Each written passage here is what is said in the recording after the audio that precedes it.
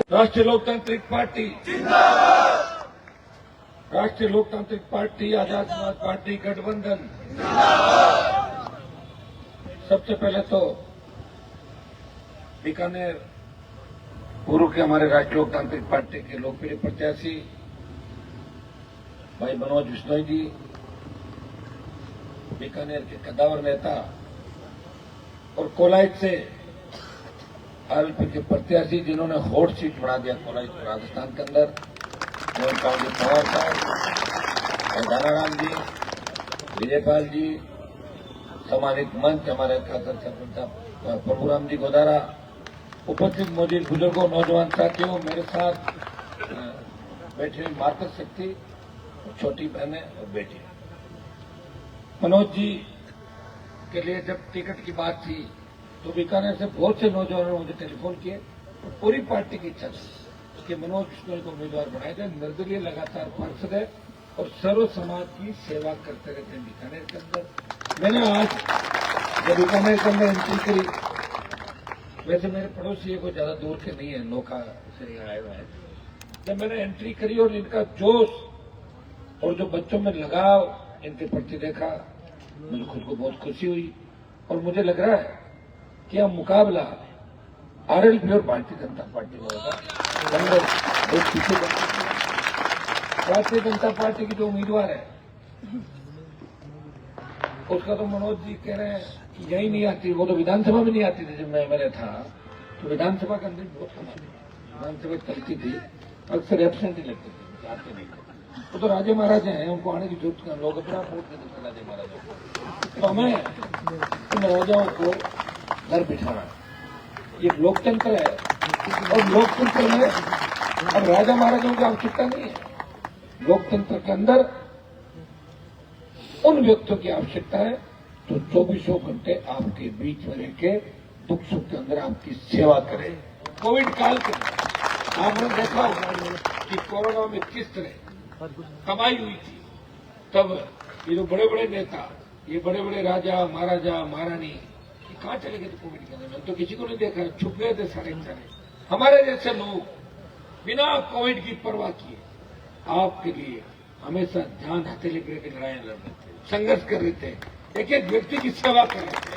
तो आप उन चीजों में याद रखें। सबसे बड़ी आदत क्या है राजस्थान में, लोग भूल जाते हैं। आज क्या हुआ कल वापिस भूल जाता है, क्या हो गया पता नहीं लोगों को। 70 साल हो गए इस राजस्थान में। अगर कोई पुराने नेता हमारे पार्टी बना देते, हमसे बड़े बड़े नेता पार्टी बना देते, वो जनता अगर हमारे को दे देते तो आज हम उस पार्टी को प्रमाण चढ़ जाती। पार्टी दुर्भाग्य से पार्टी बना के अगर 70 साल में किसी ने प्रयास किया, किसी ने जवान और किसान को उसका हक और अधिकार दिलाने की बात करी, किसी ने गरीब के आंसू पहुंच के उसे सत्ता के शिखर पर ले जाने की बात की, उसका काम करने का प्रयास किया, उसका दुख दर्द बांटा, वो आरएलपी पार्टी है जो पिछले लंबे समय से राजस्थान की सड़कों से लेकर देश के अंदर राजस्थान का मान और सम्मान बढ़ाए। जब देश के अंदर तीनों कसीबी लाए, तब उत्तर भारत के अंदर अगर मोदी की सत्ता छोड़ के किसान कौम के लिए अपना सर्व बलिदान किया। नागौर का सांसद था, मेरे किसान कौम के लिए 70 दिन छोड़ के देश के किसानों के सम्मान की लड़ाई लड़ी, तो देश की सेना को ठेके पे दे दिया। उस वक्त देश का कोई सांसद नहीं बोल रहा था। हनुमान बेनीवाल ने जवानों के लिए लड़ाई लड़ी, उसका परिणाम ये हुआ कि अब 25% की जगह 50% अग्निवीर की भर्ती सेना के अंदर होगी। आपको विश्वास दिलाते समय लग सकता है, मोदी को ये कानून वापिस लेना होगा, अग्निपथ योजना को वापिस लेना होगा। बढ़ती महंगाई, ईआरसीपी, दिल्ली के जितने भी मुद्दे थे, चाहे पंजाब हरियाणा राजस्थान के हिस्से का पानी काट रहा है, चाहे राजस्थान के अंदर जो बजरी माफिया का आतंक था, पेपर लीक की घटनाएं हो रही थी, जब पेपरों की पारदर्शिता पे सवाल खड़े हो गए, अपराध सर चढ़ के बोल रहा था, हमारी बहन बेटे सुरक्षित नहीं थी, उस समय सड़कों पे कोई लड़ रहा था हार्डकोर अपराधियों से, जिसने लोहा लिया और जिसके विधायक राजस्थान की विधानसभा के अंदर गहलोत सरकार के भ्रष्ट मंत्रियों के खिलाफ लड़ाई लड़ रहे थे। जब बीजेपी ने कांग्रेस से हाथ मिला लिया, उस स्थिति के अंदर आपकी कोई लड़ाई राजस्थान में लड़ रहा था, वो आरएलपी पार्टी लड़ाई लड़ रही थी। इसलिए आप लोग उस समय को भूलो मत, याद रखो कि जो आपके लिए लड़ रहा था, आपको उनकी मदद करनी है। अगर मनोज विष्णु जीत के राजस्थान की विधानसभा के अंदर जाते हैं तो हनुमान बेनीवाल की ताकत बढ़ती है, हनुमान बेनीवाल की ताकत बढ़ती है, आपकी ताकत बढ़ती है। क्योंकि मेरी ताकत किसान कौम की ताकत है। मैंने 25 साल जवानी के समर्पित कर दिए सत्ता को ठोकर मार के। जितनी वसुंधरा को अगर ये कहने पर मजबूर किया कि राजस्थान में भी दम तो है, कोई तो है राजस्थान, चलो वसुंधरा बात की नहीं करेंगे कि सारे से मिलकर पुरुष करते। एक व्यक्ति ने लड़ाई लड़ी और उसको ये सिखाया कि सारे एक जैसे नहीं होते, मजबूत लोग भी इस राजस्थान, योग देवताओं की धरती, वीरों की धरती है। हो सकता है कुछ वीर रोड में सो गए होंगे हमारे नेता, लेकिन अभी हम जिंदा है, मरे नहीं। ये वसुंधरा को पीएम मोदी को एहसास करना और गहलोत के बेटे को चुनाव हरा के उसका जादूगरी का खिताब छीन लिया। अगर जादूगर होते सम्मान बेनीवाल उसके संघर्ष का एक परिणाम था। हम भी थोड़ी बात नहीं कहते। मैं आपको इतना ही निवेदन करूंगा कि हमारा बोतल का चुनाव चिन्ह ये वसुंधरा की दारू वाली बोतल नहीं है, ये बोतल का जल जिस तरह स्वच्छ पारदर्शी है उसी तरह का प्रशासन हम आपको देंगे। मैं विश्वास दिलाता हूं कि इस बार राजस्थान के अंदर न तो भाजपा की आंधी चल रही है और कांग्रेस आ रही है। अगर आ रहे हैं हम लोग आ रहे हैं निर्दलीय आ रहे हैं, तीसरा मोर्चा आ रहा है।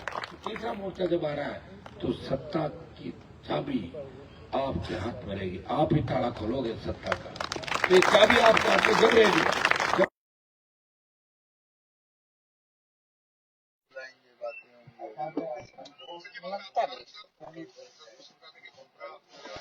इधर से गाड़ियां जाएगी, 3 गाड़ियां हैं आपको, ये 2 गाड़ी है, 2 ही गाड़ी जाएगी, 1 घंटे में रहेगी, सब निकल जाएगी। हम ये गाना आएंगे मारते रहेंगे।